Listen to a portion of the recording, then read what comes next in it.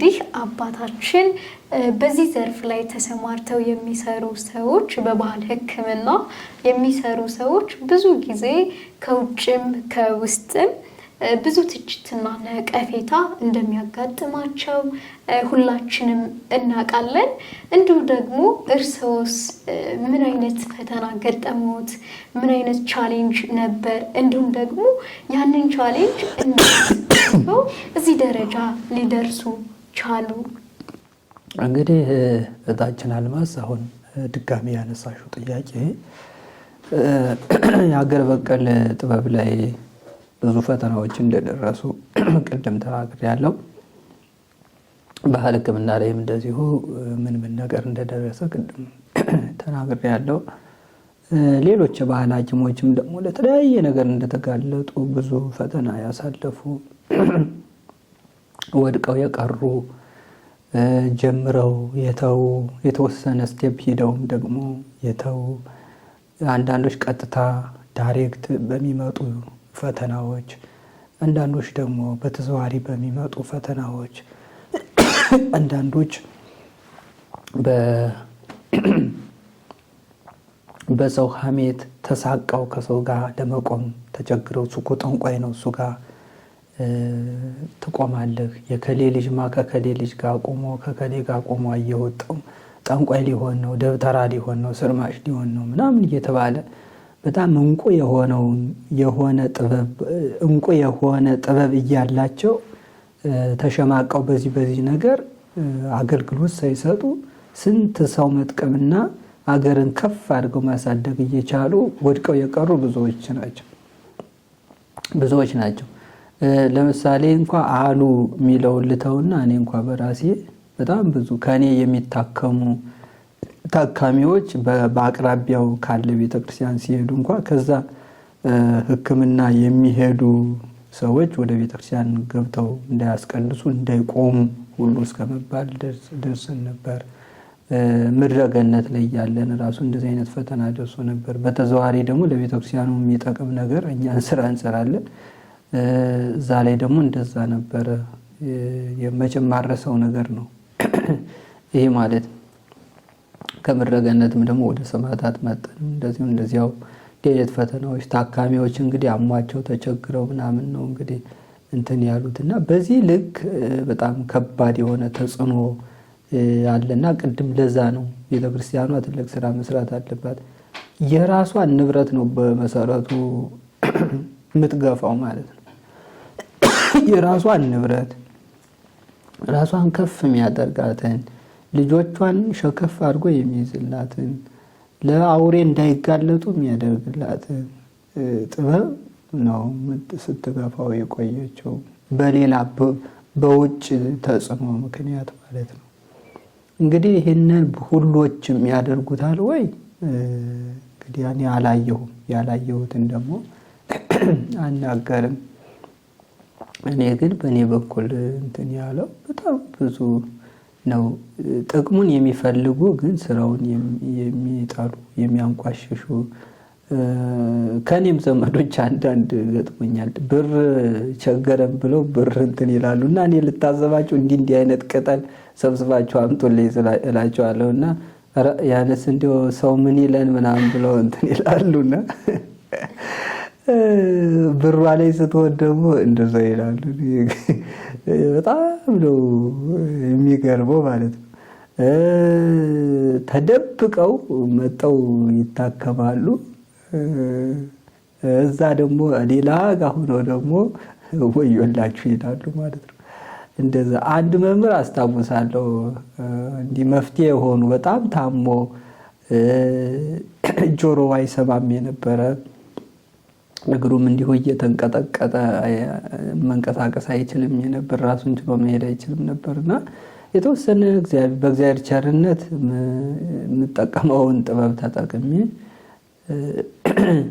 ያው ቁሞ ለመሄድ በቃ ማለት ነው ብዙ ነገር እና ያ ሰው ደግሞ ቤተክርስቲያን አውደ ምሕረት ላይ ቆሞ ወዮላችሁ ሲል ደግሞ ሰማሁት። ያንቅ እኔም ያው አዘኘ ጠየቅኩት ምናምን እንዴ እርሱ አሉ እንደዚህ ምናምን ያው መቼም እኮ ስብከት ስለሆነ አውደ ምሕረት ስለሆነ ምናምን ብዬ ነው ምናምን ተቅበዘበዘ ማለትና እውነት ከሆነ በየትም አውደ ምሕረት ሊያስፈራራ አይገባም ማለት ነው።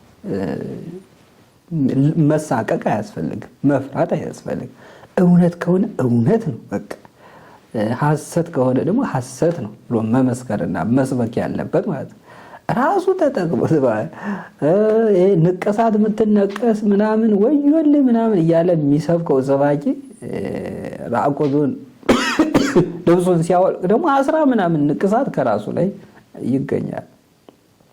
ትከሻው ከምኑ ተነቅሷል ዋለሽ እና ወዮልህ የሚያሰይ ከሆነ አንተ ለምን አረከው? እስቲ ለዚህ እንዲህ አይነት ምናምንና በትክክል የሚጠቅም ከሆነ ህዝቡስ ለምን አይጠቀምም?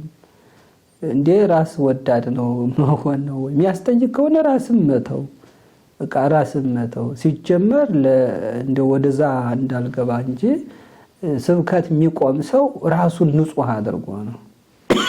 ሰውን አትዋሽ ካለ አውደ ምሕረት ላይ እሱ መዋሸት የለበት፣ ማይዋሽ መሆን መቻል አለበት። እናንተ እንዲህ የምታደርጉ ወዮላችሁ ተው ምናምን የሚል ሰው ራሱን መሸክባ ሐዋርያት ይህን የምታደርጉ ወዮላችሁ እያሉ የሚሰብኩ እነሱ ከዛ ነገር ነፃ ሆነው ነው። እና እንዲያው ብዙ ነገር አለ በጣም ከዛ አንጻር በቃ ለብቻ እንዲያው ቅዱስ የሚሉ ዞር ስንገናኝ አባታችን ምናምን እንዲያው ሊቀ ሊቃውንት ምናምን በቃ ሊቁ ጠቢቡ ምናምን የሚሉ ዞር ብለው ግን ጠንቋይ ያጋንንት ጓደኛ ምናምን የሚሉ አሉና ከነሱ እኛ እንሻላለን ባጭሩ እንደዚህ ከሚሉ ሰዎች። እንዲያው ሌባ ኧረ ተው እግዚአብሔር ይፈርድብሃል ቢባል አይ ከባለቤቱ አይብስብኛል ይባላል ማለት ነው። አንዳንዴ በጣም ነው የሚገርመውና ብዙ ትግል ይጠይቃል። ያው በጣም ብዙ ሰው ለመታከም መጥቶም ይጨነቃል። ህዝቡ በመሰረቱ በጣም ያሳዝነኛል።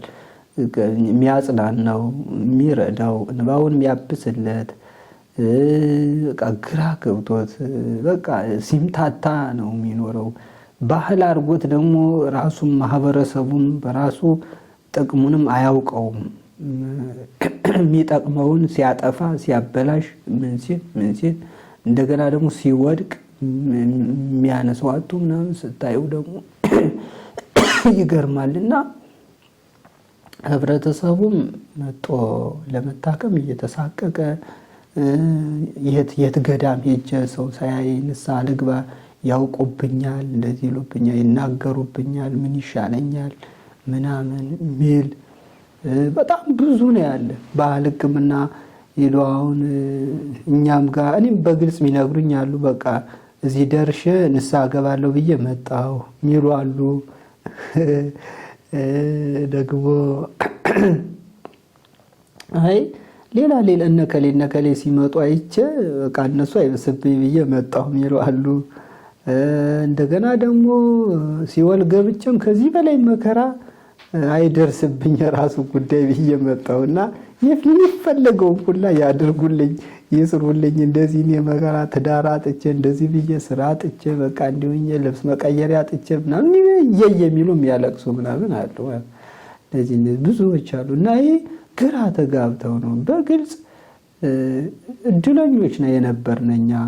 ዓለም መርምራ ማታገኘውን ረቂቅ መንፈስ መርምሮ ማግኘት የሚችል ጠበብትና ባለሙያ ኢትዮጵያ ውስጥ ኢትዮጵያውያን ናቸው። እውነት አንዳንዱ ይሄ ቤተ ክህነት ያልተማረው አካል ይሄ ስለ መናፍስት ስለምናምን ዝም ብሎ ባልዋሉበት የሚያወሩ አሉ። ባህል ሐኪም ነኝ ብለው የሚያወሩ አሉ። አጋንንት የለም ግርጋሪ የለም ምናምን የለም እና ምንድን እንዲሁ በቃ ያሳፍራ እንደዚህ ሲናገሩ የለም ያየ አይመስልም እንዲሁ አሁን በጣም እኮ ይገርማል። ተፈጥሮን ስነ ፍጥረትን ሳያውቅ ጠንቅቆ ሳይማር ምን ሳይል ምናምን አጋንንት ግርጋሪ የለም ይሄ ምናምን የለም እና ህዝቡ እና ዝም ብሎ ማበድ ፈልጎ ነው እንዲህ የሚያብድ መጮህ ፈልጎ ነው እንዲህ የሚጮህ። እንዲሁ ያሳዝናል ማለት ነው። ተበድረው ወስደው የሆነ ነገር ሲያደርጉ ወይም ሰርቆ ወስዶ ምናምን ሲያደርግ በቃ ክብርት አይነት ነገር ማለት የሆነ ነገር እንትን ሲል ደግሞ ያው በዛው ልክ በቃ ተናወርዶ መጣና እንዲያው ብቻ ብዙ ነገር ነው ያለው። እግዚአብሔር ይመስገን። ግን አሁን ላይ የኔ ተቋም ያው ትልቅ ደረጃ ላይ ነው ያለው። ውደቅ ቢባልም ይወድቅ አይደለም፣ መጥፋት አለበት ቢባል ራሱ መጥፋት የሚችልም አይደለም፣ የሚጠፋም አይደለም። በጣም ስር የሰደደ ድርጅት ነው፣ ስር የሰደደ ተቋም። ብዙ ውጣ ውረዶችን አሳልፍ ያለሁ በግልም እንደ ተቋምም ብዙ ያው መቼስ በጊዜው እንዲህ አይነት የጠንቋይ መስገጃ ባዕድ አምልኮ ምናምን ተብሎ የሆነ ጊዜ በቃ መቃጠል አለበት ወይም ሰውየውን ማሳደድ አለብን፣ በቃ ቤቱንም ማቃጠል አለብን የተባለበት ጊዜ ሁሉ ነበረ። ግን ያው እግዚአብሔር አለ፣ አልሆነም፣ አለፍ ነው። የለም እንደዛ ባዮች ደግሞ ሌላ ጊዜ እኛማ ሳናውቅ እንደዚህ መስሎን እኮ እንዲህ ብለን ምናምን ልናቃጥል ሁሉ እንደዚህ ብለን ነበር። በኋላ ግን ሲገባን ስናውቅ ደግሞ እንደዚህ ሆነ እና ብዙ ሰው ሳይገባው ሳያውቅ ነው አብዛኛው እንትን የሚለው። ግን ሳይገባውና ሳያውቅ ለእኛ ግን ፈተና ሆኖ ነው የሚቆየው ማለት ነው። በቃ የሆነ እንዲያው በትክክል ጥሩ ነው ተብሎ ተነግሮት ሚካኤል መጥቶ ተናግሮ ራሱ ወይም እግዚአብሔር ተናግሮም ራሱ ይሄ አይምሮ ላይ ይዞት የኖረው በዓል ቅር ይለዋል፣ ቶሎ እንትን ለማለት ያስቸግረዋል ማለት ነው። እና እኔም በዛ ልክ ያው ብዙ እንትኖችን አሳልፍ ያለውና ሰራተኞች ሳይቀር ጠንቋይ ምናምን ጫካ መድኃኒት ፍለጋም ሲሄዱ የተደበደቡ አሉ፣ የሞቱ ሁሉ አሉ። ቤንሻንጉል ሄዶ የሞተ ሁሉ አለ። በዛው ብዙዎቹ ፈተና የደረሰባቸው በጣም ብዙዎች አሉ። ለራሳ እንዲያውም አንድ ጊዜ ማስታውሰው የሆነ ኬላ ላይ አንተ ጠንቋይ ይህን እንደዚህ የምታደርግ ምናምን ብሎ መድኃኒት ቀምጦ የሰደደው ፖሊስ መጥቶ እዚህ ተመርምሮ እንትን አለና ልጁ ይህንን ሰውዬ እንዳታክመው አባዬ እንዲያርጎ መድኃኒቴን የቀመኝና እንዲያርጎ የጣለብኝ ቁርስ ምናምን አዛ ፖሊሱም አይኔ እንደዚህ አይነት መሆኑን አላወቅኩም፣ በቃ እንደዚህ ዝም ብሎ ስር ማሽቅጠል በጣሽ ምናምን እንደሚባሉት መስሎኝ ነው ምናምን አለውና ያው ተገናኝተን ባለመማካከራችን፣ ባለመወያየታችን፣ ባለመተዋወቃችን ጠቅላላ ያው ብዙ ነገሮች እንትናልና ያለ እውቀት ሳይገባው አንድ ሰው ያጠፋል። ያ ጥፋት ደግሞ ለባለሙያ ያው ከባድ ችግር ነው ማለት ነው። አይኔ እኮ ሳላውቅ ነው ቢል ዙሮ ከጎዳሽ በኋላ ምን ዋጋ አለ? ከተጎዳሽ ተጎዳሽ ነው። የሆነ ነገር ከደረሰብሽ ነውና ያው ወግቶ ይማርክ አይነት ነገር ማለት ነው። ከወጋሽ በኋላ ወይ ተሳስቼ አይዞሽ ይማርሽ ቢልሽ ምን ዋጋ አለው? በቃ ያለ እውቀትም ይሁን በእውቀትም አስቦም ይሁን ሳያስብም ይሁን ምንም ላንቺ ግን ጉዳት አደርሶብሻልና እንደሱ ነገሮች አሉ። ያው በብዛት ግን ህብረተሰቡ ተጠቃሚ ስለሆነ አፉ ነው እንጂ ልቡ ከባህል ሕክምና ጋር ተጣምሮ ስለሚኖር በብዛት እንትን አይልም። ደፍሮ በቃ ሰው ምን ይለኝ አይነት ነገር ብቻ አፉ ነው እንትን የሚለው ያ ነገር አለን። አብዛኛው ለራሱ ሲል ብዙ እንትን ይላል። እንዲህ አይነት የጠቀምሽው ያዳንሽው ሰው ከጎን ይቆማል፣ ያኛው ደግሞ ሌላ ይላል፣ ያ እንደዛ ይላል ምናምን ብቻ ውስብስብ ያለ ነገር ነው ያለው እና ያው ለቀጣይም ብዙ ፈተናዎች እንደሚመጡ አምናለሁ። እኔ ለዛ ራሴን አዘጋጅቼ ነው። ሞት ቢመጣም ለመሞት፣ መሰቀል ቢመጣም ለመሰቀል፣ መገረፍ ቢመጣም ለመገረፍ፣ መታሰር ቢመጣም ለመታሰር በቃ በዚህ ልክ ራሽን አሳምነሽ አዘጋጅተሽ ነው ዋጋ ከፍለሽ ሰውን አድናለሁ አነሳለሁ ማለት የምትችይው። አገርንም እንደ አገር ለማድረግ እነ ጃፓን እነ አሜሪካ እነ ቻይና እዚህ እንዲደርሱ ያደረጓቸው ሰዎች ጠበብቶች ዛሬ የሉ። ራሳቸውን ሰጥተው ራሳቸውን አጥፍተው እዚህ ያደርሷቸዋል። እና ብቻ የሆነ አንድ ነገር ለህዝብ ስትሰሪ ያው በራስሽ ላይ የሚመጣ ብዙ መከራ አለ። ራሱ ማከም በራሱ እኮ በጣም ከባድ እኮ ነው። ለምን ነው ከባድ የሚያደርጉት? ስንት ተላላፊ በሽታ ነው የሚመጣው፣ ያለበት ሰው ነው የሚመጣው። ከአንድ ሰው ጉንፋን ከያዘው ሰው ጋር ርቀሽ ነው ጉንፋን ላለመያዝ የምትረጨው። ይሄ ግን በጣም ስንት በሽታ ተላላፊ ያለበት ሰው የምናክመው እንደምታየው ማለት ነው። እና ሁሉ ነገር ያው አስበሽበት ዋጋ ልክፈል ብለሽ ነው እንትን የምትይው። የሚሸጥ ቁስል ያለው ብዙ የተላ እንትን ያለው የሚያለቅሰው የሚጣላው የሚተፋብሽ ይመጣል፣ የሚሰድብሽ ይመጣል፣ አይምሮውን የሰወረው ይመጣል፣ ምን ያለው ይመጣል። ያ ሁላ ነገር አለ። እንግዲህ ሁሉ ነገር ችሎ ነው። በዛ ልክ ሰራተኛ ደግሞ በቃ ይመረዋል፣ ይሄዳል። የሚገርመው አሁን እንግዲህ ከ70 በላይ ሰራተኛ ነው ድርጅቱ ያለው እዚህና የሁሉ ሰራተኛ ያው በማጣት ተቀጥሮ የሚሰራ ይመረራል፣ ይሳቀቃል። ሽታው ሰገራው በጣም የሚሸት ሰው ይመጣል፣ መቆጣጠር ማይችል ይመጣል። በላይ ተውኪያ የሚለው ይመጣል። የቆሳሰለ የሚሸት በጣም ብዙ እንትን ያለው ትል ያፈራ እንዲህ አይነት ይመጣል። በጣም ብዙ ማለት ነው። ሰራተኞች ተሸክመው ታቅፈው ወደ ኢመርጀንሲ ክፍል ወደ መመርመሪያ ክፍል ይዘው ሲገቡ በላያቸው ላይ ተውኪያ ይልባቸዋል። ይህ ሁላ ነገር ይህን ሁሉ ታግሰው ችለው ሰራተኞች እንትን ይላሉ። ግን በዚህ ልክ ደግሞ የሚዘልቅ ሰው ደግሞ ለማግኘት የሚዘልቅ ሰራተኛ ለማግኘት ከባድ ነው። መቼስ እንደ ራስሽ ላይሆን ይችላል። ሰራተኛውም ያው ሰው ነው፣ ስጋ ለባሽ ስለሆነ ይከብድ ይችላል። እና ይህም ፈተና ነው። አንድ ሰራተኛ ሲሄድ ሌላ ሰራተኛ ማላመድ እንዲህ ይሄ ጥበብ ስለሆነ ደግሞ በጣም ባንዴ እንትን የሚባል ነገር አይደለም። ትንሽ ከበድ ይላል፣ ለየት ይላል። የእጽዋትን ባህሪ ማስተማር ያስፈልጋል። እንደዚህ ከሰው ጋር ያለው ምን ሰዓታት አለው፣ ብዙ ነገር በቀኝ እጅሽ ማትነቂው፣ በግራ እጅሽ ብቻ ምትነቂው፣ በምናምን እንዲህ በቀንካራ ምትነቂው፣ በወይራን ካሴ ምትነቂው፣ በዛ ማትነቂው፣ እህል ባልነካው እቃ በአዲስ እቃ የምትቆያቸው የምትፈጫቸው፣ ድንጋይ በማይንቀሳቀሱ ድንጋይ የምትቀጠቅጫቸው የምትፈጫቸው፣ በጣም ብዙ ነገር አለ እና ይሄ ውስብስብ ያለ ነገር በአንድ ላይ ወጥ አድርጎ ለመስራት ማቴሪያሉ፣ ቦታው፣ የኪራይ መሆኑ ምናምን እኔ አሁን በጣም ፈተኛ የሆነ ኪራይ መሆኑ ነው። እስካሁን እንግዲህ ድርጅቱ 6 ዓመት ሆነው ያው በኪራይ ነው ያለው። በእርግጥ እንደ ሌላው ገዝቶ ምን ብሎ እንትን ማለት ላያቅት ይችላል። ግን እኔ የወደቁትን ማንሳት ላይ ነው አብዛኛው ወላጅ አልባ ሕፃናት ላይ ጧሪ ደጋፊ የሌላቸው ላይ ነው ትኩረት ማድረገው እንደሚታወቀው ምናምን እና ያም ራሱ ቦታም ራሱ ትልቅ ፈተና ቦታ ራሱ ትልቅ ፈተና ነው።